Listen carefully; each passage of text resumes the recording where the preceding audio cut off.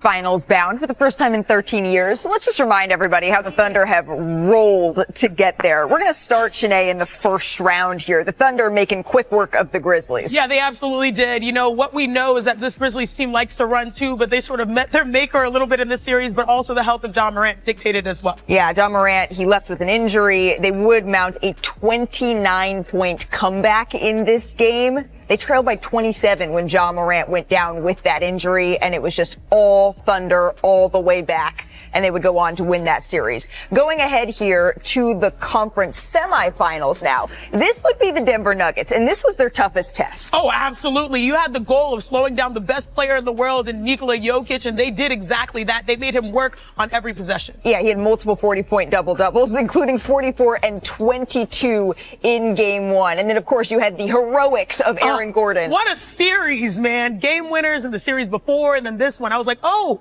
is this where experience wins? Aaron Gordon, once again, he was such a difference maker for the Nuggets in this series. And of course, you had famously SGA leaving the court smiling. Everyone would wonder why. Well, that's because they had some confidence. They would go on to win in 7 games, including a 32-point blowout in that Game 7. So then to the conference finals we go. They kept that momentum going against the Timberwolves. They cruised to a 2-0 lead. The Thunder were tested on the road, getting blown out in Game 3, and then they survived a nail-biter in Game 4. They would go on to win Game 5 by 30. Their NBA record 4th win by 30 or more this postseason. And of course, Shai Gilgeous-Alexander was named the Western Conference Finals MVP. He averaged 31, 8, and 5 rebounds. And we knew that SGA, he was going to be dominant going into these playoffs. But there were some questions for Jalen Williams, and he answered the call. The All-Star duo, just the 5th pair of teammates to average 25 and 5 assists entering the NBA Finals in NBA history, with the last 3 all eventually going on to win the title. And if OKC brings home the trophy, Shai's going to join maybe the most exclusive club in NBA history. Only 3 players have ever won the scoring title, MVP, and NBA championship in the same season. Shaquille O'Neal in 2000, Michael Jordan 4 times, and then Kareem Abdul-Jabbar, then Lou Alcindor. But Kendrick Perkins, how would you view SGA if he's able to finish off this historic run? 2 things. Number 1, he will be the greatest Thunder ever. Ever. Yes, past Kevin Durant and Russell Westbrook. 3rd consecutive season of averaging over 30, shooting over 50% from the field, scoring title, MVP, conference MVP, going to the NBA Finals, winning the championship, and he's going to win Finals MVP. Secondly, he would get his superstar jacket and sit at the table with LeBron James, Jokic, Steph, KD, and Giannis, entering that room of being a legit superstar because he has checked all the boxes and there was nothing else for him to do but add to his legacy. So those are the 2 things. If SGA, or when SGA close the deal and bring a championship back to OKC, he would be the greatest Thunder ever, and he would join the room, or sit at the table, shall I say, with those superstars and get his superstar jacket. A superstar jacket? I don't think I can just go on Gap online and order one of those, can I? If I can, then maybe we should be doing that. But the thing about this Thunder team, somehow, some way, SGA's offensive dominance, it may not be the most impressive part, Shanae. It might be their defense. I want you to look at this, because through the conference finals, the Thunder have the best turnover differential by a team in a single postseason since the merger. I mean, this is great company. Now, if you don't believe me or these amazing numbers, maybe you'll believe this All-Stars words. We were just a step slow at all those things, which kind of gave them, they had 1 string. Yeah, they were like on 1 string. Defensively, they had a 15 Clippers, 1 string. So this is how the Thunder slowed down the Ant-Man and moved on to the NBA Finals. Defensive plays like this. Here you're going to see Alex Caruso has really captained their defense. He's a Swiss Army knife defensively. He's guarding Rudy Gobert. It does not matter. He hides behind the screen, goes this way. And this is why everyone calls this team the most unselfish team in basketball. Plays like this. Look at the MVP saying, thanks, bro, from what you did defensively to me offensively. Now, again, Caruso has a great communication saying, hey, Hartenstein, go cleanse strong side so we can send help, because the scouting report says Naz Reid is going to turn. And he's right there on time, ready to also receive the outlet. But last but not least, I love this play because they know how to load up to the basketball. Right. They guarded almost 100% of Ant's drives. This is the load up. This is the zone. Shai's still able to go out there and close out, and watch. He makes the read on the cut, goes the other way. And this is where we saw a little bit of cousin on cousin crime because there's the dunk. Hey, bro. I thought he was going to go and be like, oh, are you good? You're good. No. He has business to hold down. Yeah, when it's family, you actually make them stand in there for longer. I know what they say, Sinead, defense travels, but at home, it kicks off its shoes, it wiggles its toes, it makes itself comfortable. Because through 9 games in Oklahoma, the Thunder have the best playoff scoring differential at home of any team entering the finals in NBA history. They've outscored opponents by 24.6 points a game. The next 3 closest teams, they all were eventually crowned champion. And Wendy, you've covered the finals for decades now. Can you just put into context this kind of dominance from OKC? I'm not calling you old, I promise. First off, there are 80 wins and 18 losses in 98 games this year. And by the way, whoever wins the East, I'd like to unfortunately remind you that they were 29-1 against the East. But their defense, here's all you need to know. They start 2 all-defensive players in Lou Dort and Jalen Williams, okay? That's their starting unit. Then they come to the bench and they bring off the bench Alex Caruso and Cason Wallace. I would submit that twosome as your lead 2 off the bench is the best twosome of defenders coming off the bench for any team in the last several generations. Maybe you bring 1 elite defender off the bench.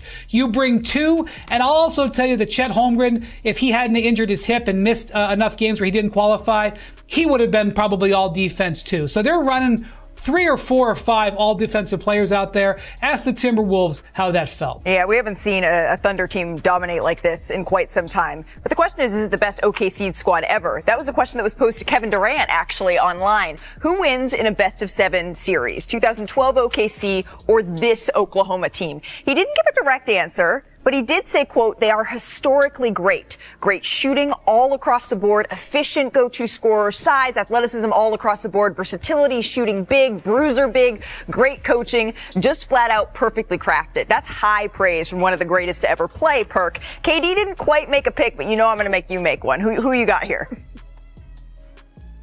I got this year's Thunder team, 2025, Okay. and it's no knock to ours in 2012, but like Wendy just alluded to, their depth, right? You talk about bringing in a Cason Wallace, Alex Caruso, guys who are going to get into you defensively, and all of a sudden you have a guy like Jalen Williams who's not afraid to mix it up, who was crucial for them in that Denver Nuggets series against Jokic. They're just too deep. Right? We're talking about one of the greatest defensive teams in NBA history. Now, it's no knock when it comes down to what Russ or KD or James brought to the table, or even Serge Ibaka, but this team is just more polished, and they just have more, like, they have more adults in the room that just have old souls. Like, they act like they've been there before, and that's the scary part, and that's why I give them the edge. Oh, now but they're it will still go 7 games. Oh, it will go 7 games. So he had to make sure he rep for his squad in that way. They're still waiting to see who their opponent is going to be in these NBA finals. Who got home court, Malika? The Oklahoma City Thunder. Let's get back to the East. Still to come on NBA Today. The Jalen Brunson, Karl Anthony Towns philosopher once said on this show, keep a cool booty.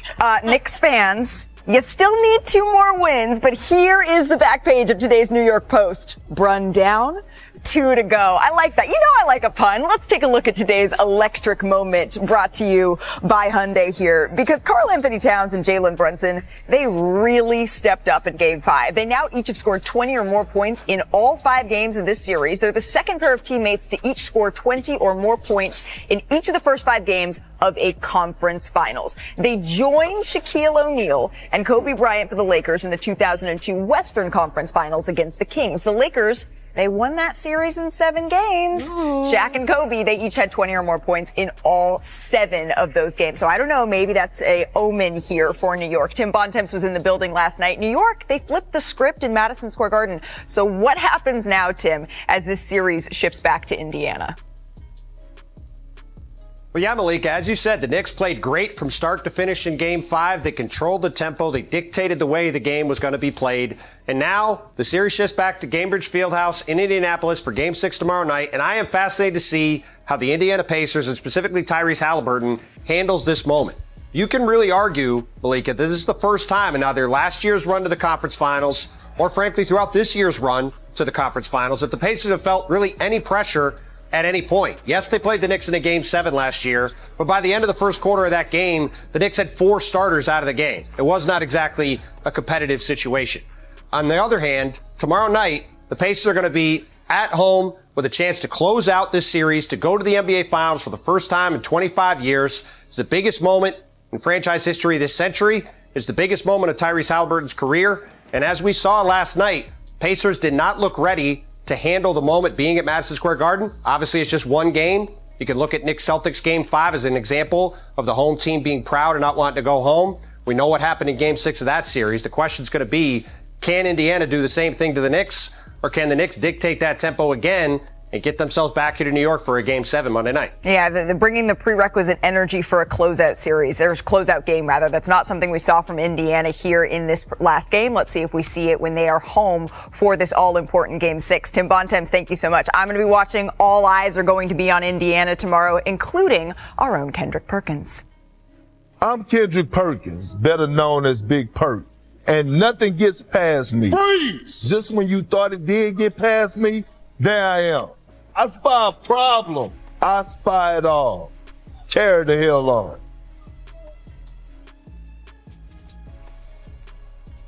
I'm sorry, Big Body Brunson. Listen, I underestimated you.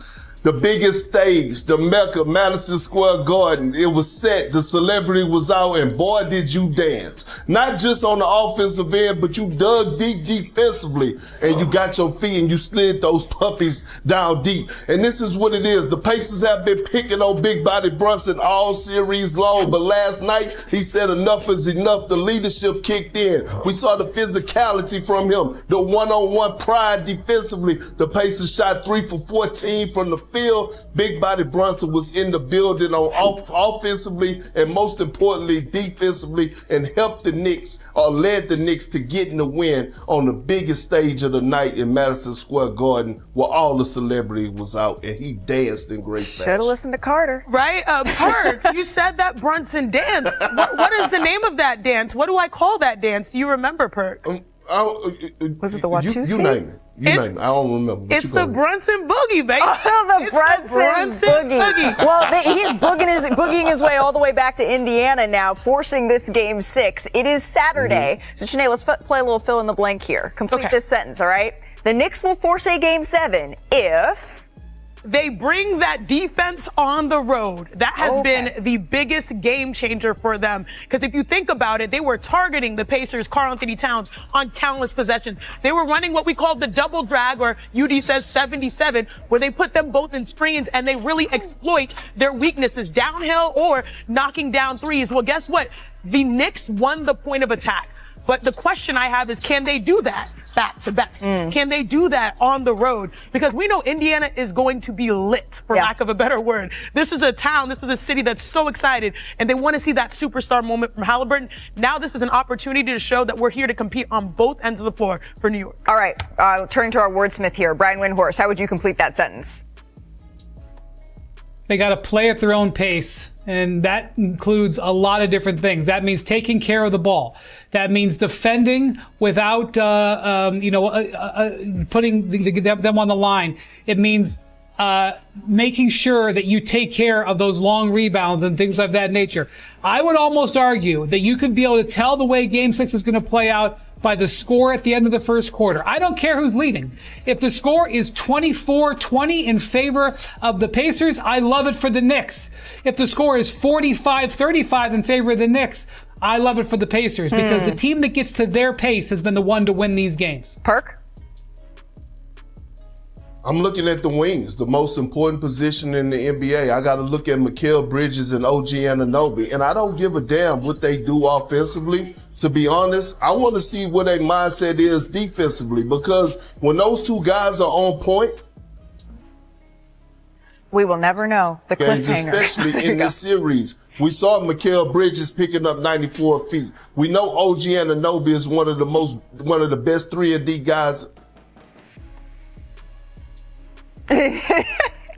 Perk, we love you. We love your breakdowns of this. All right, the Pacers, they're one win away from clinching their second NBA Finals appearance. They have not lost consecutive games in the regular season or playoffs, remember, since losing 3 straight games from March 6th to the 10th.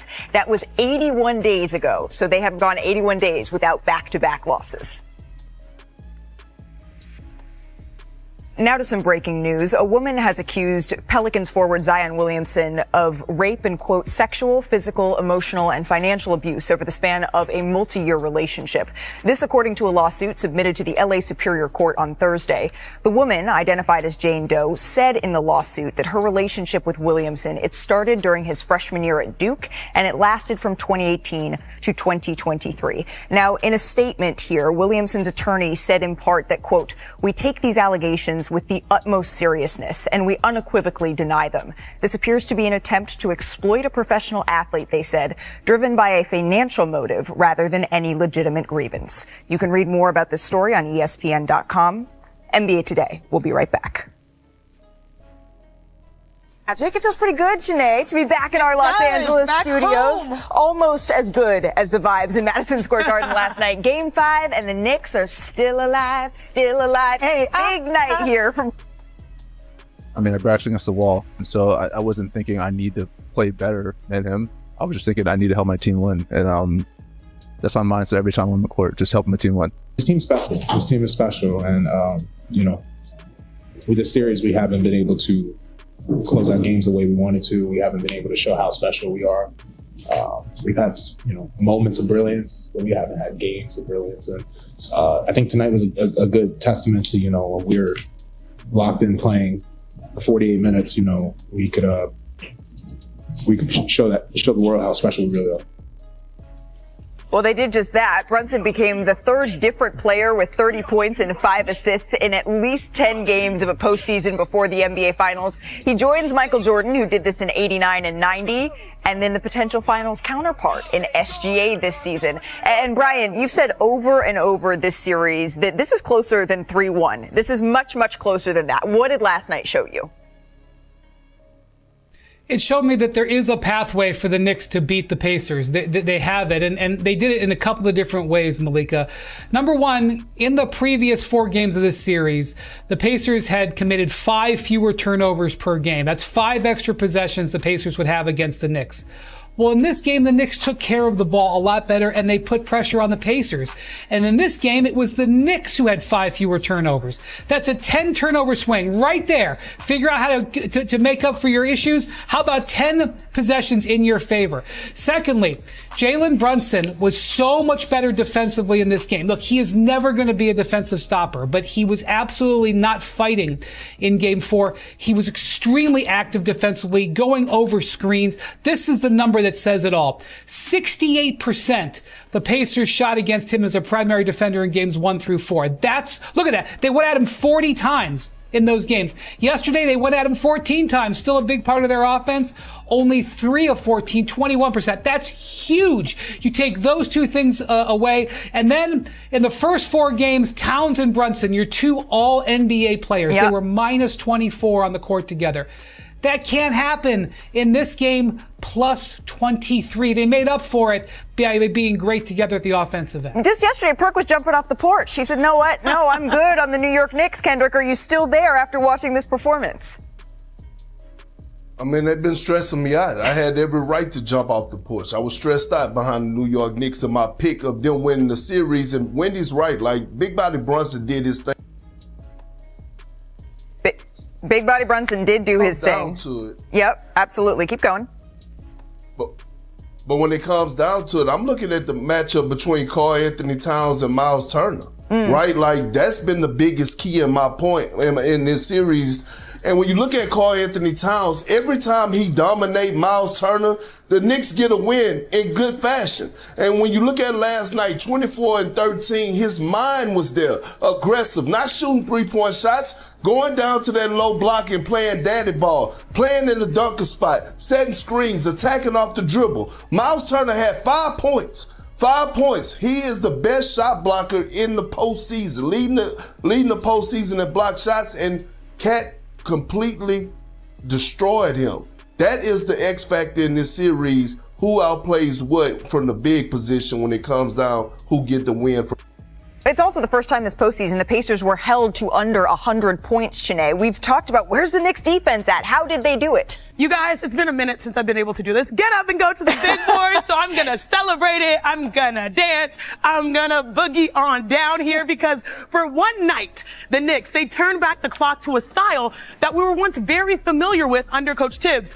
Defense. So let's dive into that aspect of the scouting report. Here were the two major adjustments that the Orange and Blue made. They won the point of attack. They have been attacking Karl-Anthony Towns and Jalen Brunson. Watch Brunson. He's not afraid of the screen. This time he meets the point of attack and wins it. He's aggressive, 2 feet outside, forces a drive, and right here, it's a really great contest, which Cat got the defensive rebound. He had 11 on the night, 11 defensive rebounds, 13 overall. Now, this play got me hyped because this is what you need if you're going to try to continue to extend the series.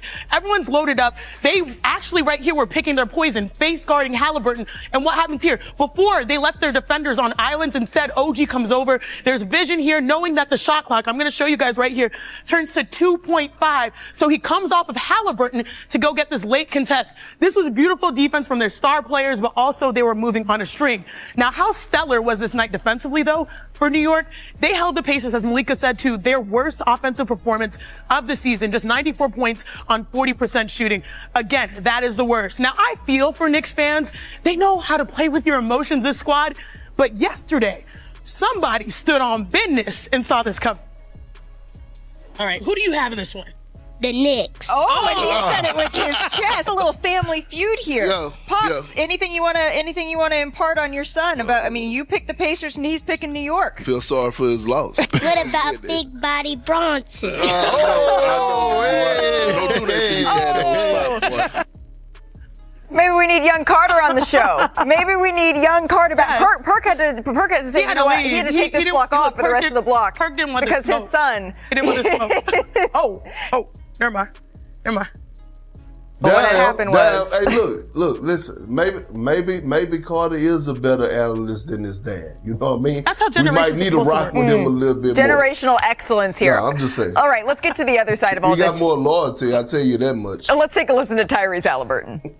I understand they're going to come out and play hard, increase the pressure, do whatever they got to do to win. And they did a great job of that. And, now it's on us to respond. Yeah, they were more aggressive from the jump. They brought the fight to us, and I just didn't think we brought it enough to. I think we finished the quarter okay, but we just didn't bring the fight. I don't think there's any need to panic by any means.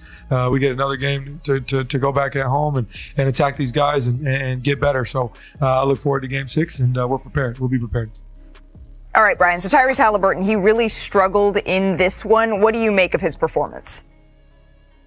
Well, one of the things about Halliburton, as Pacers fans can tell you, is occasionally he kind of lays an egg offensively. He's had 13 games this year where he's actually scored in single digits like he did in this game, including a game in the last round against the Cavs. It's long forgotten now, but he had a 4-point game in the one game that they lost. And so he has these moments where his offense sort of goes out. They're 3 and 10 in those games. It's super important for him to score. He averages 18 points a game. He's not a scorer like Brunson, who can easily score in the 30s and 40s on a regular basis. Halliburton's major attribute is running this offense, especially getting them going in transition. And so when he scores, they're awesome. I mean, look at this number. So that's why you see the Knicks really keying on him and using a lot of energy to pick him up full court, take him out of his rhythm. It was extremely successful, particularly Mikal Bridges, who used up a lot of energy in this game, picking him up in the backcourt, making him work for everything. Yeah, and just feeding off of that, I do think that was the big adjustment on the defensive end. We say when you're one of the best passers in the game, you have to disrupt that vision, you have to disrupt that flow. Right. And you saw them time and time again. They were up. They were not waiting to half court. It was on the free throw line when everyone was ready to guard Tyrese Halliburton. And it was everyone. Mm-hmm. Like, I would say that Brunson, he was physical. It almost is like when you are trying to be successful at this level, you have to forget what you look like. You have to forget the cool. You just have to go with hustle and heart. They were not perfect, but they were persistent on each and every defensive possession. Yeah. And it was literally once the rebound was shifted, they actually had the mindset to lock in, and they'll have to do that again and again. Yeah, but basically this is the first time, Brian, that the Pacers, they have pressure on them now. This series now shifts back to Indianapolis. They want to close this out in 6. They do not want to go back to the Garden here for Game 7. How do you foresee them handling that? Yeah, I'll go back to what Rick Carlisle said after they got up on the Cavs. He said, we're not going to be favored in any games. And he's been right for the most part. They've been the underdogs in the last 2 series. They've been underdogs in most of the games in this series. But not tomorrow night, Malika. They're favored tomorrow night. And this is a team that's won 4 series over the last 2 years. You certainly know that they can close out a series, but they have not experienced the pressure of win and you're in the finals, lose and you've screwed up. They've played generally pressure-free basketball for the last couple of years. So I want to see how they handle it. They can't afford to, as Perk appears to right now, have fallen asleep. Still, that sound good? All right, here are the current standings. Janae, we're not going to talk about your losing streak, sis. It's okay. It's Danny Green that's on the top. Best of the worst. Perk, you know what? I love that attitude. All right, by the way, this is all a conference finals edition. Janae, I'm going to go to you first here, right? Who said this? Quote, I just started a My Player on MLB, the show, yesterday. I was grinding. I'm in AAA right now. Was it Dante DiVincenzo? Was it Josh Hart? Or was it TJ McConnell? I'm sorry, it was the producers. Davison, be kinder to my girl next I'm just going to go with Josh Hart. Was it Josh Hart? I was thinking TJ McConnell, but it was Josh Hart! Yeah! Good I was a My Player on the show yesterday, so I was grinding. I'm in AAA right now. That's my girl. That's a Janae Cha-Cha right there. We had no idea. That was purely a guess. I have never been more proud of you. Thank you. All right, Brian Windhorst. I don't know how you follow that up, but you can try. Which player? I just want you to say all the... All right, it's a Thunder player, Brian, who said this. Quote, in college, I've lost by 60. It could have always been worse. Was it Alex Caruso, Lou Dort, or Jalen Williams? I was going to say I thought all the producers were good looking and had beautiful souls, and then I got this question. Oh, you don't know the answer to this one? Come on. We were all there. I don't know the answer to this question. We were? I didn't hear this one. All right. Well, you're going to have to make a guess Jalen anyway. Williams. Was it J-Dub? Oh. Well done, Brian. What in college, I lost by 60, so and then let it can always him be hype worse. it This is what happens when you play Gonzaga. You put out good energy. All right, Perk. Come on, Perk. Pressure's on you. You got to keep the streak alive, my friend. Who said, quote, I didn't watch basketball until I was probably in college. I was a football player. Was it Anthony Edwards? Was it Aaron Nesmith? Or was it Naz Reid who said this? I got this one. I got this don't. one. It was Naz Reid. Was it Naz It's Naz Reid? Reid. I do. It's Naz Reid. Oh, yeah, you can listen all this right, one we're back there. up. We're back up, friends. Good job, team. Rare wins for us. I was a football player. I'm afraid to give us the bonus. We're riding we can high do right this. now. I believe do in this. us. I believe in you guys. Good decision to switch sports. Yeah, just switching it up a little bit. New juju. All right. This last one is for everybody. Who said this quote? I feel like we're making up stats at some point to make me look better. Was it Jalen Brunson? Was it Shai Gilgeous-Alexander? Or was it Tyrese Halliburton? This one I know. Okay, take it. Help us. No. I think I know this one too. Hallie. I think it was Hallie. What the Hallie? Is that a consensus? I agree. All right. What do we get? I feel like we making up stats at some point to make me look better. But we weren't. We were not making up those stats. That was after, what was that, after game 3? No, that was after game 4. It wasn't after, It was after game 4. last night. It was after game 4. Good job, that he team. said that. Well done, everybody. We get to celebrate with a little tunnel walk. Let's check out some fashion. It's brought to you by JCPenney. Love the the best music. fits of the week. The Thunder, pulling up in style. Punching their ticket to the NBA Finals. Okay, We have I Lou don't- Dort. I don't mind that. We have a little demure. Is that plaid? It's plaid. Okay. We have the Canadian tuxedo. Period. I wore all Canadian tuxedos through the high conference class. finals. So my Yes. hat tips to you, sir. Best a dress Canadian in the in league. Canadian tuxedos. And Yes, then we're going over to Sav. the W. Yes, Sabrina Sav. Ionescu. Yeah, she's been looking great to start the season. I think I saw the all black. How do we feel about short suits? And should Perk NBA analyst Kendrick Perkins is with us, and we're pleased to have 18-year NBA veteran and former Pacer Jermaine O'Neal with us as well. The Knicks, they live to fight another day. So, Perk, what do you like about what you saw from New York last night? Well, look, this was all about Big Body Brunson, and the stage was set, damn it, and he was ready to dance, and he did. I don't know if it was the butterfly or the Dougie, but damn it, he got it done. Yes, offensively, we saw the 32 points, 5 rebounds, and 5 assists, but he set the tone defensively. He has been a liability on the defensive side of things all series long. The Pacers have been hunting him out, but last night he put a stop to that. And he had some self-pride and dug deep. The Pacers shot 4 for 14 against Big Body Brunson when he was the primary defender. If he's going to play like that on both sides of the floor, where he needs to play like that on both sides of the floor, in order for the Knicks to go on the road and get this game 6, last night he was phenomenal, but he has to keep that up. Yeah, Jalen Brunson had his dancing shoes on last night to force a game 6. So, Jermaine, what do you see that concerned you from the Pacers? I think the slow start and the energy wasn't at the point where it needed to be. When you look at Game 5, those guys came out and was really, really flat versus Game 4, where they came out from stage 1, just really from the pace, rhythm, shot, intensity, offensively. We did not see that much. Perk, what about you? What did you see from the Pacers that concerned you last night at MSG? Well, it started with their leader. And let me say this. This is where we walk that fine line, and we have to stop crowning guys too early. And yes, I'm guilty of it when it comes down to guys being called or labeled superstars. I'm going to go with the head of the snake and Tyrese Halliburton.